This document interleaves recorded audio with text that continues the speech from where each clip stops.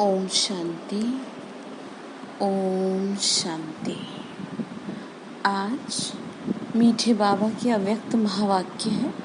25 तारीख की मीठे बाबा की मुरली है। आज की रिवाइज कोर्स की डेट है 20/2/1988।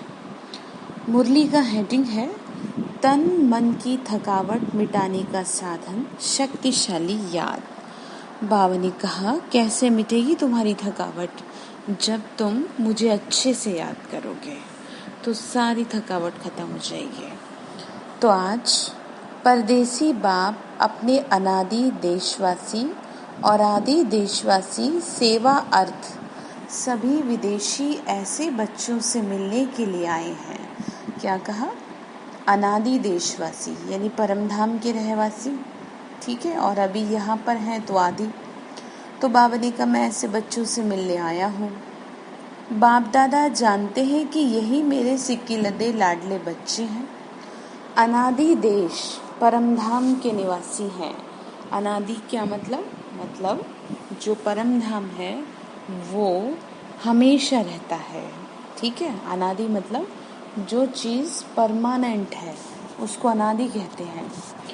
तो बाबा ने कहा वहाँ के निवासी हैं और साथ साथ सृष्टि के आदि के इसी भारत भूमि में जब सतयुगी स्वदेश था, अपना राज्य था जिसको सभी भारत कहते हैं, तो आदि से इसी भारत देश वासी थे। बाबा क्या बोल रहे हैं बच्चे? तुम इसी के रहने वाले थे, इसी देश के, चाहे स्वर्ग में चाहे अब। इसी भारत भूमि में ब्रह्मा बाप के साथ साथ राज्य किया। अनेक जन्म अपने राज्य में सुख शांति संपन्न अनेक जीवन व्यतीत किए। स्वर्ग में रहे ना तो 21 जन्मों का सुख रहा। इसलिए आदि देशवासी होने के कारण भारत भूमि से दिल का स्नेह है, इसीलिए भारत से प्यार है। चाहे कितना भी अभी अंत में भारत गरीब व धूल मिट्टी वाला बन गया, फिर भी अपना देश सो अपना ही होता है। तो आप सभी की आत्मा का अपना देश और शरीरधारी देवता जीवन का अपना देश कौन सा था? भारत ही था ना। मतलब बाबा कह रहे, बच्चे तुम भारत के रहने वाली आत्माएं, चाहे सतयुग में चाहे अभी।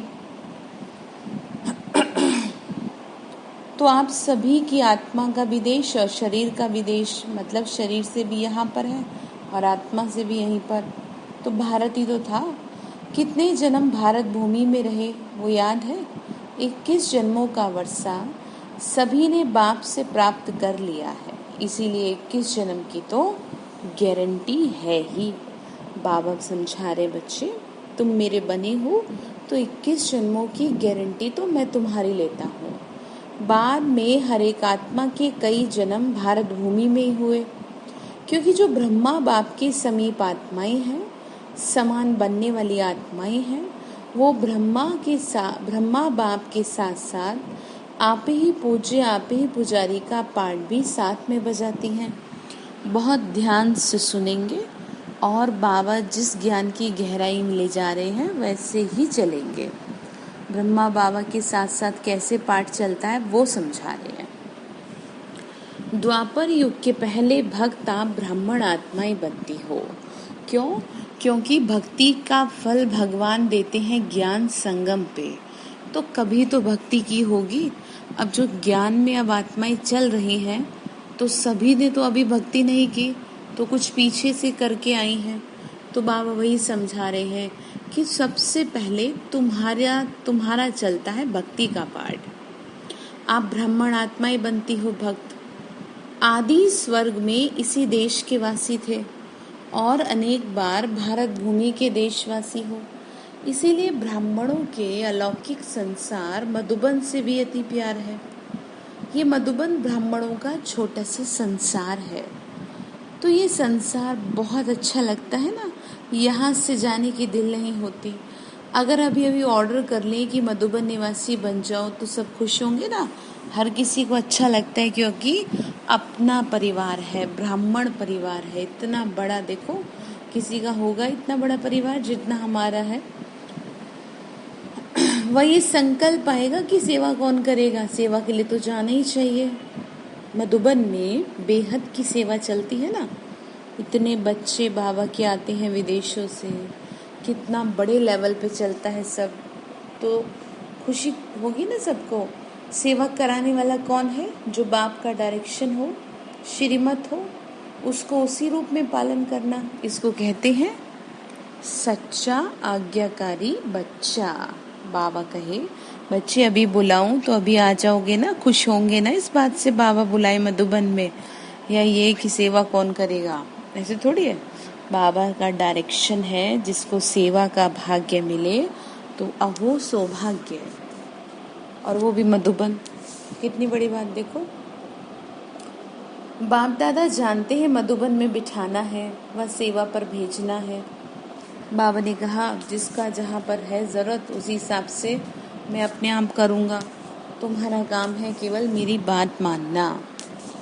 ब्राह्मण बच्चों को हर बात में एवर रेडी रहना है, हर बात में तैयार। अगर अभी चलने के लिए कह दिया जाए तो ये नहीं कि मैं पहले घर की चीज़ों से तो निपट लूँ, ठीक है। हमेशा अपने को तैयार रखें।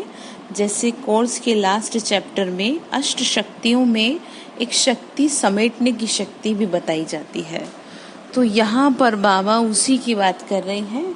बच्चे स्वयं को समेट के रखो, क्योंकि किसी घड़ी भी बुलावा आ सकता है।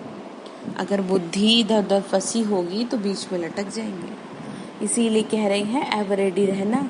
संकल्प मात्र भी मन मत मिक्स ना हो कि नहीं ऐसे नहीं ऐसे कर लो, अभी तो बाबा कह रहे बच्चे नहीं, अब सबके करो। तो जब ऐसी कुछ कन्फ्यूज़न हो तो रेस्पॉन्सिबल टीचर बहन से पूछ लेना चाहिए। अपनी बुद्धि कई बार काम नहीं करती है, ठीक है। और दूसरा, खुद की चेकिंग भी करनी चाहिए। बावनी का संकल्प मात्र भी मन मत मिक्स ना हो। मन मत मतलब बाबा की आज्ञाओं के ऊपर आप अपनी मन मत चला रहे हैं कि नहीं ऐसे तो नहीं कहा बाबा ने। बाबा तो कहते हैं सबके साथ चलो, सबको लेके चलो, वो तो अच्छी बात है, लेकिन अंत समय पे ये चीज़ काम नहीं आएगी। वो तो अभी कह रहे हैं ना कि जल्दी जल्दी अपना हिसाब पूरा कर लो सबसे। इसी को कहते हैं श्रीमत पर चलने वाली श्रेष्ठ आत्मा, जो भगवान के कहे अनुसार चले, बैलेंस रखे, परिवार में भी और ज्ञान में भी, दोनों में बैलेंस। ये तो जानते हो ना कि सेवा के जिम्मेदार बाप दादा हैं व आप हैं। इस जिम्मेदारी से तो आप हल्के हो ना कि जिम्मेदारी का थोड़ा थोड़ा बोझ है। बाबा ने कहा मेरी सेवा मैं अपने आप करा लूँगा, या तुम क्यों सोचते हो, ठीक है। इतना बड़ा प्रोग्राम करना है, ये करना है, बोझ तो नहीं समझते हो। करावनहार करा रहा है, करावनहार एक ही बाप है। किसी की भी बुद्धि को टच कर विश्व सेवा का कार्य कराते रहे हैं। कितनी सुंदर बात बाबा कह रहे हैं। बाबा कह रहे बच्चे मैं हूँ कराने वाला, जिसका मुझे करवाना है, जिससे मैं करवाऊंगा। कोई अपने आप से थोड़ी कर रहा, तो शुक्रिया करो भगवान का कि वो आपको इस निमित्त बनाता है। अगर सेवा का मौका मिले तो सिर्फ निमित्त बच्चों को इसलिए बनाते हैं कि जो करेगा सो पाएगा। आ गई ना वही बात। पाने वाले बच्चे हैं, बाप को पाना नहीं है। बाबा ने कहा मुझे थोड़ी कुछ मिलेगा, तुम करोगे तुम्हें मिलेगा। प्रारब्ध पाना व सेवा का फल अनुभव होना ये आत्माओं का काम है, इसीलिए निमित्त बच्चों को बनाते हैं। साकार रूप में भी सेवा कराने का कार्य देखा, और अभी अव्यक्त रूप से भी करावनहार बाप अव्यक्त ब्रह्मा द्वारा भी कैसे सेवा करा रहा है ये भी देख रहे हो ना। मतलब बाबा व्यक्त है सूक्ष्म लोक में, तो उस रूप में भी वो हमसे सेवा करवा रहे हैं, हमें मदद कर रहे हैं, ठीक है। दीदी दादियों के रूप में भी हो रहा है, देखो कितनी बड़ी सेवा। जैसे कई लोग कहते हैं हमने तो देखा नहीं ब्रह्मा बाबा को, है ना, हमें तो कुछ पता नहीं। तो दीदी दादियाँ तो है ना एग्जाम्पल, तो ये भी समझने वाली बात है। तो बाबा ने कहा ब्रह्मा के द्वारा भी करा रहे हैं। तो अव्यक्त सेवा की गति और ही तीव्र गति है, मतलब अव्यक्त रूप में करना। शरीर नहीं है लेकिन सूक्ष्म शरीर है, अव्यक्त हो चुके हैं, तो तब तो और भी ज़्यादा अच्छे से सेवा होती है, क्योंकि शरीर में रह के तो बंधन बहुत है। तो कराने वाला करा रहा है और आप कठपुतली के समान नाच रहे हो, तो इसीलिए अपना अभिमान काहे का। ये सेवा भी एक खेल है, कराने वाला करा रहा है, बार बार कह रहे हैं, और आप निमित्त बने कदम का पदम गुणा प्रारब्ध बना रहे हो। बाबा ने कहा बच्चे तुम रेस्पॉन्सिबल बनते हो तो तुम्हें उसका बहुत मिलता है। तो बोझ किसके ऊपर है? बाबा का घर, बाबा की सेवा, तो फिर टेंशन भी बाबा की, बस वो हमें खड़ा कर रहा है, क्योंकि ज्योति बिंदु शिव बाबा दिखता तो है नहीं, अपना काम चुपचाप कराता है। भक्ति में कहते हैं ना कि भगवान की कृपा किसी किसी पे ही होती है, तो यहाँ पर देख जा सकता है कि जिसको वो सेवा के निमित्त बनाता है तो उसकी कृपा और आशीर्वाद, इसका मतलब उस आत्मा के ऊपर है। तो बाबा ने फिर आगे कहा, आप बोझ कहते हो तो बाप भी बोझ शब्द कहते हैं। बाप के लिए तो सब वही पड़ा है, सिर्फ जैसे लकीर खींची जाती है। लकीर खींचना बड़ी बात लगती है क्या? तो ऐसे बाप दादा सेवा कराते हैं, सेवा भी इतनी ही सहज है जैसे लकीर खींचना। रिपीट कर रहे हैं, निमित्त खेल कर रहे हैं। मतलब समझ में आया? कैसे सेवा करा रहे हैं? अव्यक्त रूप से करा रहे हैं। अब जैसे दीदी दादियों में सब ने ऑलमोस्ट शरीर छोड़ दिया है, तो वो आत्माएं भी कैसे सेवा करा रही हैं, कैसे मदद कर रही हैं? अव्यक्त रूप में मदद कर रही हैं। तो जैसे माया का विघन खेल है, तो सेवा भी मेहनत नहीं लेकिन खेल है। ऐसे समझने से सेवा में सदा ही रिफ्रेशमेंट अनुभव करेंगे। जैसे कोई खेल इसलिए करते हैं, थकने के लिए नहीं, मतलब एंटरटेनमेंट के लिए करते हैं, तो सेवा रिफ्रेश होने के लिए है, टेंशन के लिए नहीं।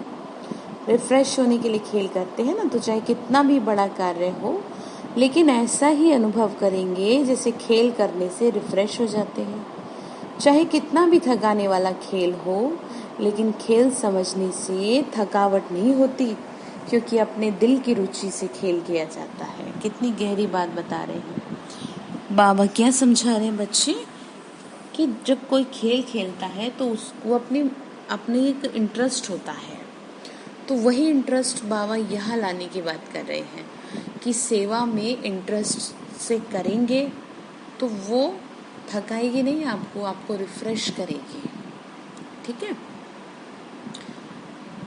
तो जैसे खेल करने से रिफ्रेश हो जाते हैं ना, चाहे कितना भी थकाने वाला खेल हो, लेकिन खेल समझने से थकावट नहीं होती, क्योंकि अपने दिल की रुचि से खेल किया है।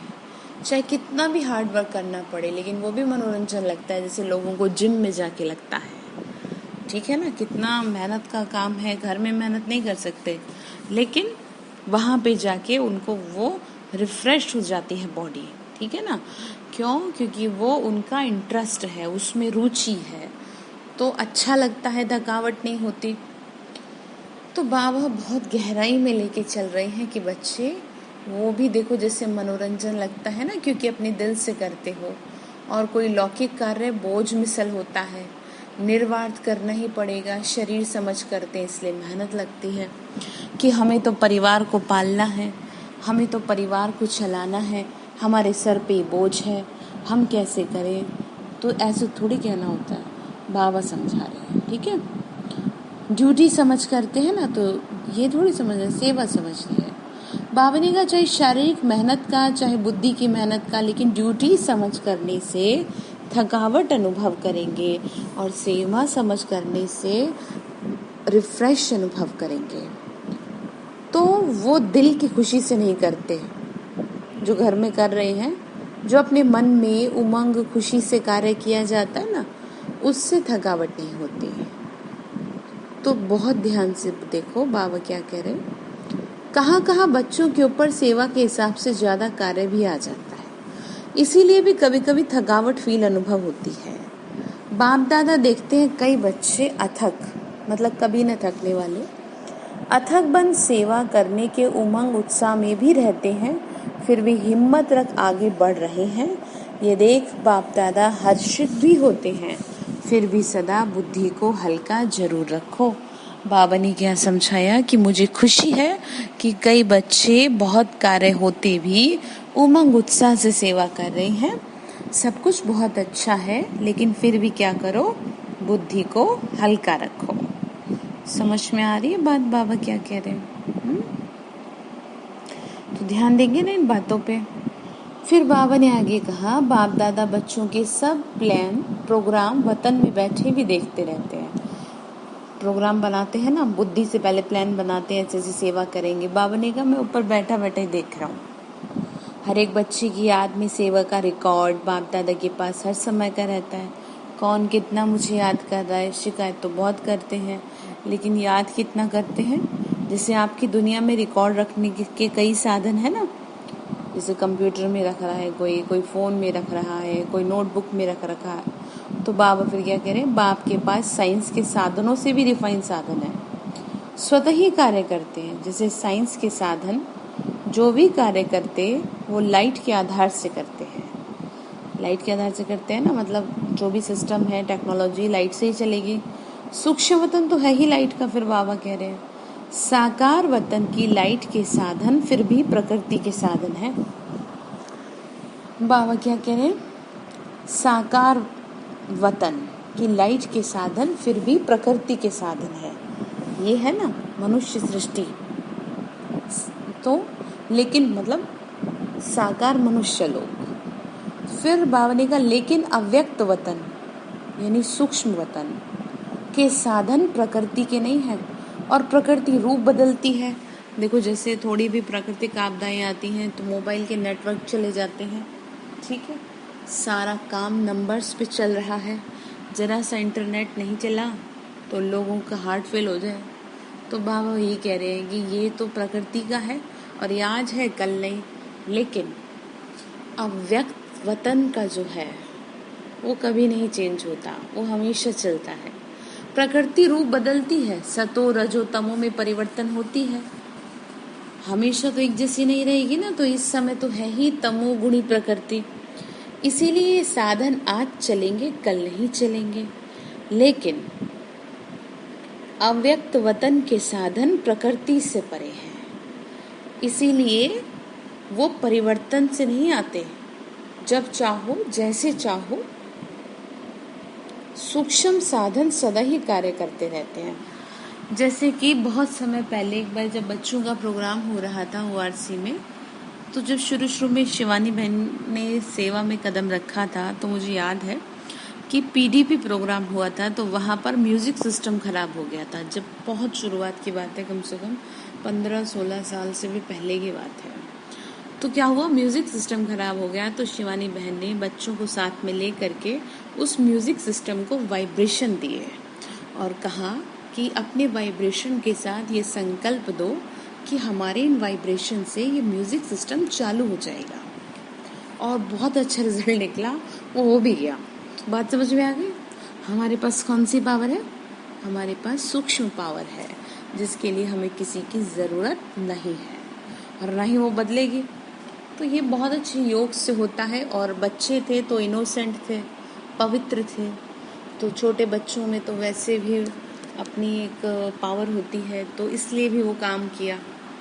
बड़ों की बुद्धि ज़्यादा भटकती है, इसलिए वो शक्ति काम नहीं करती।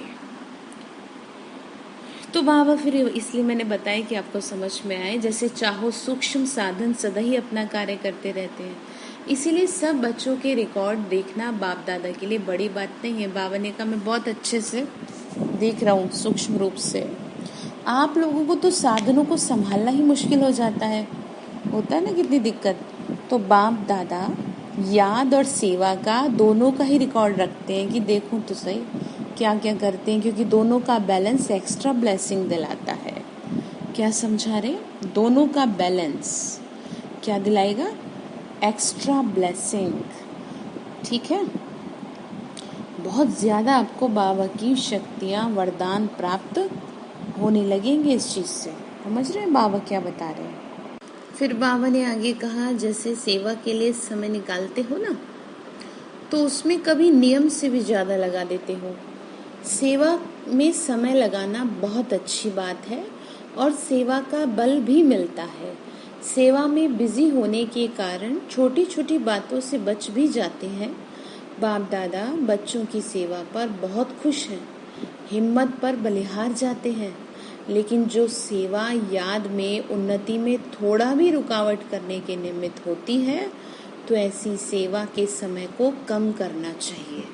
बहुत अच्छे से बाबा बता रहे बच्चे, वो सेवा करने से कोई फ़ायदा नहीं जो आपको डिस्टर्ब करे, ठीक है। इसीलिए ध्यान रखना चाहिए।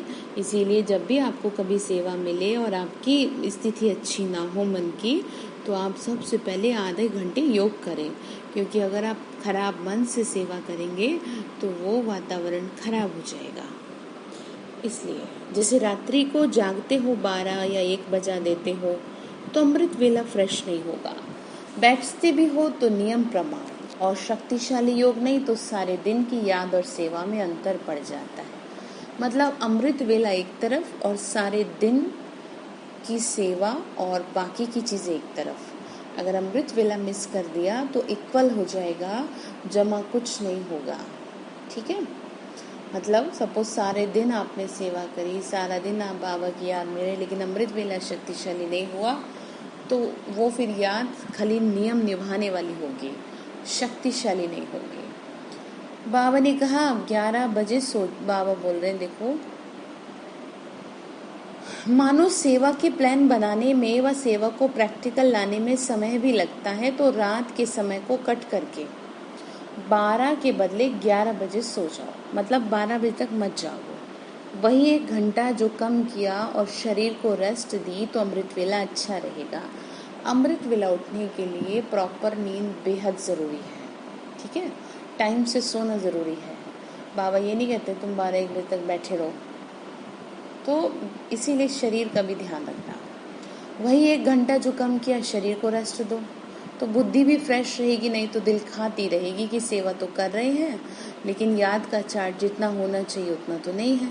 जो संकल्प दिल में व मन में बार बार आता है कि ये ऐसे होना चाहिए लेकिन हो नहीं रहा, तो संकल्प के कारण बुद्धि भी फ्रेश नहीं होती। जैसे सपोज आपको अमृत वेला करना है 4 बजे और आपसे उठा ही नहीं जा रहा 4 बजे, और अब आप जब भी 5 बजे उठ रहे हो तो आपको उठते ये संकल्प आया मुझे तो देर हो गई है, मेरा तो आज बाबा लेट हो गया, ये गड़बड़ कर दिया आपने। ऐसे नहीं सोचेंगे, ठीक है। मतलब आपने सुबह उठते ही संकल्प दे दिया तो आपको जो योग अच्छा भी लगना था ना 5 बजे, वो भी बेकार हो जाएगा आपके खराब संकल्प से। तो जितने बजे 6 बजे से पहले पहले जितने बजे भी उठो उतने बजे बाबा को अच्छे से याद कर लो, ठीक है। तो उस संकल्प के कारण फिर बुद्धि फ्रेश नहीं, और अगर बुद्धि फ्रेश नहीं तो अगर बाबा ने कहा बुद्धि फ्रेश है तो फ्रेश बुद्धि से 2-3 घंटे का काम 1 घंटे में पूरा कर सकते हो।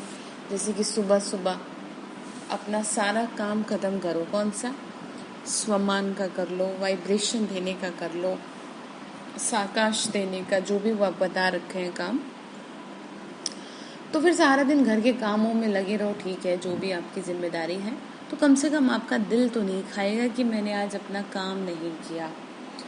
तो बाबा ने कहा 2-3 घंटे फिर आराम से 1 घंटे में पूरा हो जाएगा। थकी हुई बुद्धि से टाइम ज़्यादा लग जाता है, ये अनुभव है ना। और जितनी फ्रेश बुद्धि रहती है शरीर के हिसाब से भी फ्रेश और आत्मिक उन्नति के रूप में भी फ्रेश, तो डबल फ्रेशनेस ताजगी रहती है। तो 1 घंटे का कार्य आधे घंटे में कर लेंगे।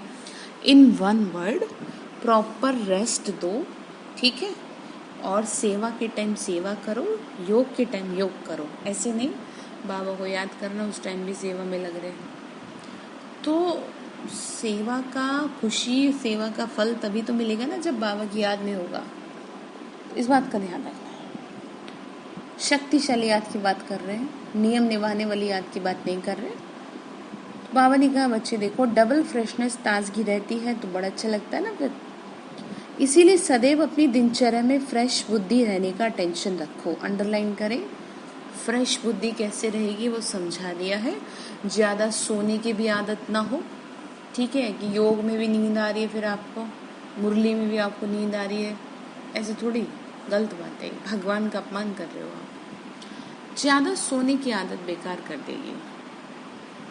लेकिन जो आवश्यक समय शरीर के हिसाब से चाहिए उसका टेंशन रखो। अब ये भी नहीं कि 2 बजे उठ के बैठ जाए, शरीर के हिसाब से, किसी की एज के हिसाब से, ठीक है, किसी के शरीर में बीमारियों के हिसाब से सबका एक अलग अलग मैटर है, तो उस हिसाब से शरीर को चलाना चाहिए। पर कुल मिला के बात यह है, अमृत वेले उठ जाना चाहिए।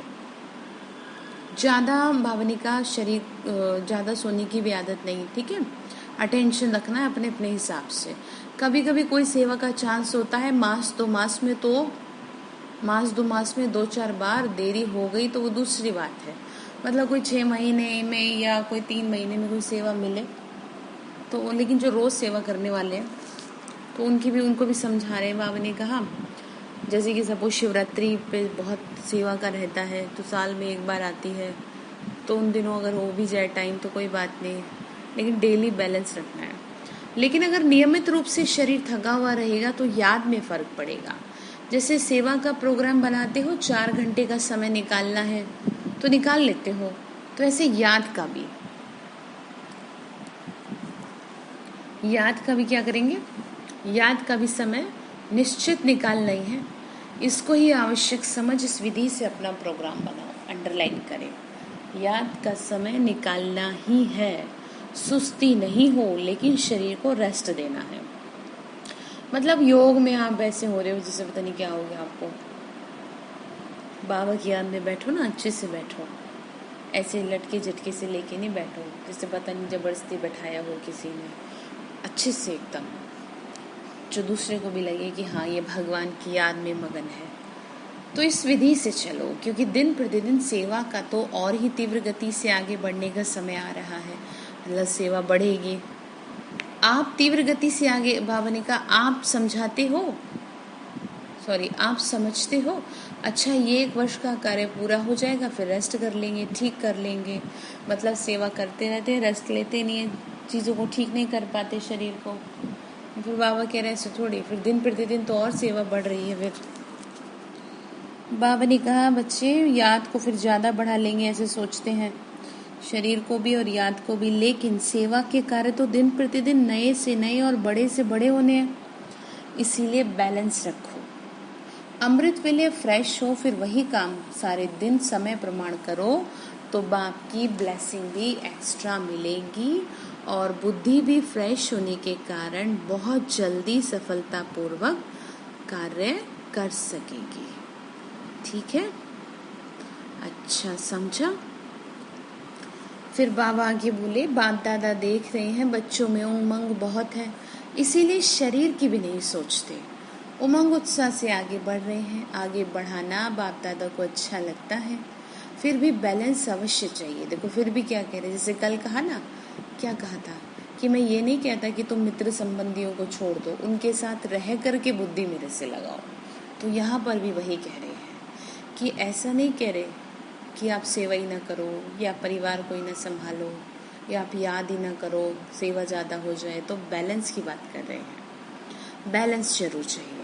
भल करते रहते हो, चलते रहते हो, लेकिन कभी कभी जैसे बहुत काम हो जाता है ना, तो बहुत काम से एक तो बुद्धि की थकावट होने के कारण जितना चाहते हो उतना कर नहीं पाते, और दूसरा बहुत काम होने के कारण थोड़ा सा भी किसी द्वारा थोड़ी हलचल होगी तो थकावट के कारण क्या होता है, चिड़चिड़ापन आ जाता है। इसीलिए बाबा प्रायोरिटी दे रहे हैं कि रेस्ट लो, बॉडी को ठीक रखो, और मेरी याद में भी बैठ रहे हो तो शक्तिशाली याद करो, नियम निभा कर काम पूरा ना करो। इतना अच्छे से याद कर लो कि आधे घंटे में खुद को बहुत अच्छा फील करें। बावनी का चिड़चिड़े हो जाते हैं तो खुशी गुम हो जाती है। वैसे अंदर ठीक रहते हो, सेवा का बल भी मिल रहा है, खुशी भी मिल रही है, फिर भी शरीर तो पुराना है ना। देखो बाबा के बच्चे हैं ना, तो सब समझा रहे हैं, इसलिए टू मच में नहीं जाओ, बैलेंस रखो। याद के चार्ट पर थकावट का असर नहीं होना चाहिए। Is that clear? कि आपको ध्यान रखना है कि चाहे वो घर के काम हो, ऐसा नहीं घर के सारे काम करने के बाद आप याद करने बैठी हो बाबा को और फिर आपको नींद आ गई, तो फिर आप कहोगी मैं तो बाबा को याद भी करती हूँ, मुझे तो अच्छा रिजल्ट नहीं मिलता। याद थोड़ी कर, आप तो सो गए याद में। तो बात समझ में आ रही है? चाहे घर की सेवा हो, चाहे सेंटर की सेवा हो, जो भी जहाँ है, सभी के लिए शब्द यही यूज़ किया जाएगा, और सभी इस बात को अपने तरीके से समझें कि बाबा मुझे कह रहे हैं, पर्सनली मुझसे बात कर रहे हैं। जितना सेवा में बिजी रहते हो, भले कितना भी बिजी रहो, लेकिन ध्यान रखो, थकावट मिटाने का विशेष साधन हर घंटे व 2 घंटे में 1 मिनट भी शक्तिशाली याद का अवश्य निकालो। अब सोचो, 1 मिनट भी याद नहीं करते, इसका मतलब जो बाबा कह रहे हैं, जैसे कोई शरीर में कमज़ोर होता है तो शरीर को शक्ति देने के लिए डॉक्टर्स 2-2 घंटे बाद ताकत की दवाई पीने के लिए देते हैं। टाइम निकाल दवाई पीनी पड़ती है ना, तो बीच बीच में 1-1 मिनट भी अगर शक्तिशाली याद का निकालो तो उसमें ABC सब विटामिन आ जाएंगे। बाबा क्या कह रहे हैं, बच्चे करो तो सही, करो तो ठीक रहो, और ना करो तो कैसे ठीक रहो बताओ। फिर आगे कहा, सुनाया था ना कि शक्तिशाली याद क्यों नहीं रहती। जब है ही बाप के और आपका सर्व संबंध दिल का स्नेह है, बाबा से नॉलेजफुल हो, प्राप्ति के अनुभवी हो, बाबा से प्राप्ति हुई है, फिर भी शक्तिशाली याद सदा क्यों नहीं रहती, कारण बताओ। तो आंसर है, अपनी याद का लिंक नहीं रखते बाबा से। कब लिंक आपका टूट जाता है आपको नहीं पता चलता, इसीलिए फिर जोड़ने में समय लगता है, मेहनत लगती है, और शक्तिशाली के बजाय कमज़ोर हो जाते हो। स्मृति तो नहीं हो सकती, याद रहती है, मतलब बोल तो नहीं सकते हो, याद तो रहती है, लेकिन पावरफुल नहीं रहती। तो थके हुए आदमी को तो पावरफुल कुछ चाहिए ना, जो उसको रेस्ट मिल सके। लेकिन सदा शक्तिशाली याद स्वतः रहे, उसके लिए लिंक नहीं टूटना चाहिए। उस समय बुद्धि में यही ध्यान रहे, बाबा से बुद्धि ना हटे। उसकी विधि ये भी अवश्य समझो, जैसे वो काम समझते हो ना कि आवश्यक है, जैसे और काम को आप इम्पोर्टेंस दे रहे हैं, ये प्लान पूरा करके ही उठना, इसीलिए समय भी देते हो, एनर्जी भी लगाते हो। बाबा ने कहा जैसे कुछ भी करते हो तो ये भी, इस प्लान को भी पूरा ही करना। 1-1 मिनट की आज बाबा ने बात कही है, वैसे ये भी आवश्यक है। इनको पीछे नहीं करो कि ये काम पहले पूरा करके फिर याद कर लेंगे, आ गई ना वही बात, पहले और काम कर लें बाद में कर लेंगे याद, ठीक है। तो फिर क्या होगा, फिर आप जानते ही हो, बुद्धि फिर आपकी शांत नहीं रहेगी। तो बाबा कह रहे बच्चे नहीं, ऐसे नहीं करना, ठीक है। तो इसका समय अपने प्रोग्राम में पहले ऐड करो, 1-1 मिनट शक्तिशाली याद। जैसे सेवा की प्लान के लिए 2 घंटे का टाइम फिक्स करते हो ना, चाहे मीटिंग करते हो चाहे प्रैक्टिकल में करते हो, 2 घंटे के साथ साथ बीच बीच में भी करना ही है, तो ये ऐड करो। जो 1 घंटे के प्लान बनाएंगे वो आधे घंटे में हो जाएगा, करके देखो। बाबा डायरेक्शन दे रहे हैं। आप ही फ्रेशनेस से 2 बजे आँख खुलती है ना, मतलब फ्रेश रहेगी बुद्धि, तो टाइम से आंखें खुलेंगी, वो दूसरी बात है। लेकिन कार्य के कारण जागना पड़ता है तो उसका इफेक्ट शरीर पे आता है, इसीलिए क्या रखेंगे, बैलेंस के ऊपर सदा अटेंशन रखो, ठीक है, ध्यान रखेंगे ना। फिर बाबा ने कहा आगे, बाप दादा तो सभी बच्चों को इतना बिजी देख यही सोचते हैं कि इन्हों के माथे की पॉलिश होनी चाहिए, लेकिन समय निकाले तो वतन में बाप दादा मालिश भी कर दे, मतलब हाँ मालिश होनी चाहिए, सॉरी। तो बाबा ने कहा समय निकाले तो फिर करें भी, मतलब इतना बिजी हो गए हैं सेवा में ये, तो वो भी अलौकिक होगी। ऐसे लौकिक मालिश थोड़ी होगी, परम धाम में बाबा बुलाएंगे और बुद्धि को एकदम साफ करेंगे, लेकिन जुड़े तो सही, जाना तो आप ही को पड़ेगा, तो वो भी अलौकिक है ना, एकदम फ्रेश हो जाएंगे। 1 सेकंड भी शक्तिशाली याद तन और मन दोनों को फ्रेश कर देती है। बाप के वतन में आ जाओ, जो संकल्प करेंगे पूरा हो जाएगा। वतन में आ जाओ बाबा के पास, बिल्कुल जैसे बाबा मेरे सामने बैठे हैं, ठीक है। चाहे शरीर की थकावट हो, चाहे दिमाग की हो, चाहे स्थिति की थकावट हो, बाप तो आए ही हैं थकावट उतारने।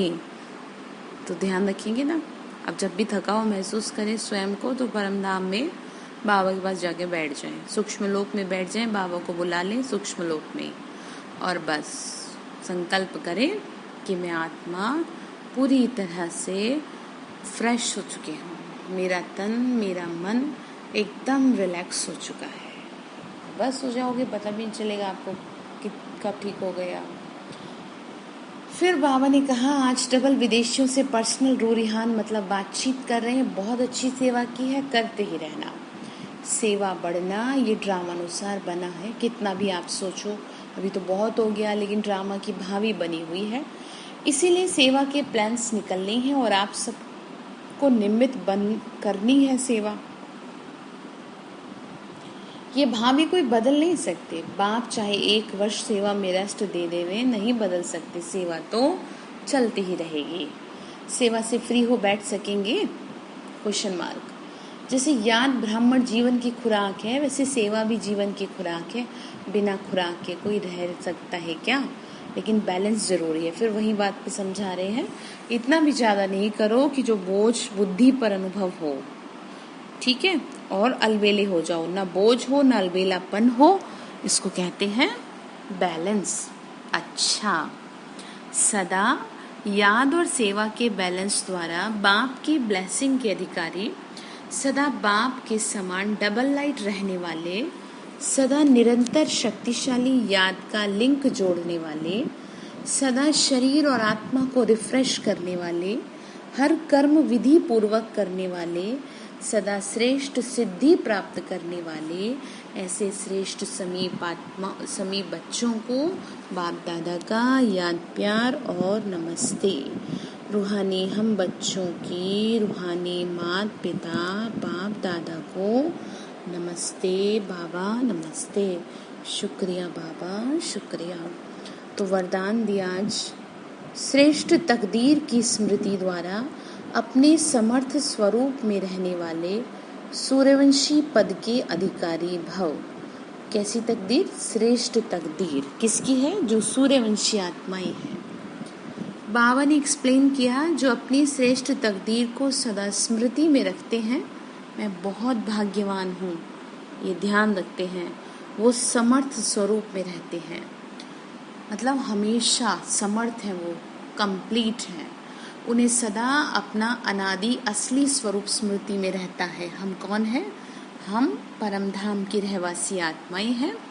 कभी नकली फेस धारण नहीं करते। कई बार माया नकली गुण और कर्तव्य का स्वरूप बना देती है, जैसे किसी को क्रोधी, किसी को लोभी, किसी को दुखी, किसी को अशांत बना देती है, जबकि ऐसा कोई है नहीं। बताया ना, अपना असली स्वरूप कौन सा है? अनादि परम धाम में थोड़ी ऐसी आत्माएं हैं, तो बाबा ने कहा बना देती है, लेकिन असली स्वरूप इन सब बातों से परे है। जो बच्चे अपने असली स्वरूप में स्थित रहते हैं, वो सूर्यवंशी पद के अधिकारी बन जाते हैं। कौन सा है असली स्वरूप? मैं कौन सी आत्मा हूँ? मैं सूर्यवंशी घराने की आत्मा हूँ। मैं कौन सी आत्मा हूँ बताओ? मैं शिव बाबा की बहुत प्यारी बच्ची हूँ। इस बात का ध्यान दें। बहुत सारी चीज़ें हैं। असली स्वरूप, मैं स्वराज्य तिलकधारी आत्मा हूँ, मैं तो देवी हूँ, ठीक है। अगर बताएं तो बहुत समय लग जाए। तो स्लोगन है, सर्व पर रहम करने वाले बनो तो अहम और वहम समाप्त हो जाएगा। सर्व पर रहम, ठीक है, तो अहम और वहम खत्म। फिर तो होमवर्क बाबा ने क्या दिया? सबसे पहला होमवर्क तो ये है, आपको मुरली 4 बार सुननी है कम से कम, और कोई ना कोई एक पॉइंट पे काम जरूर करना है। अगर आप ध्यान रखते हैं तो आपको सारा दिन खुशी रहेगी। तो एक वर्ड में अगर समझाएं, बाबा ने क्या कहा? बैलेंस, ठीक है। ये नहीं कि थक करके तब बैठ रहे हो बाबा को याद करने। बैलेंस रखेंगे, चेक करेंगे कितना याद करते हैं। अच्छा, ओम शांति।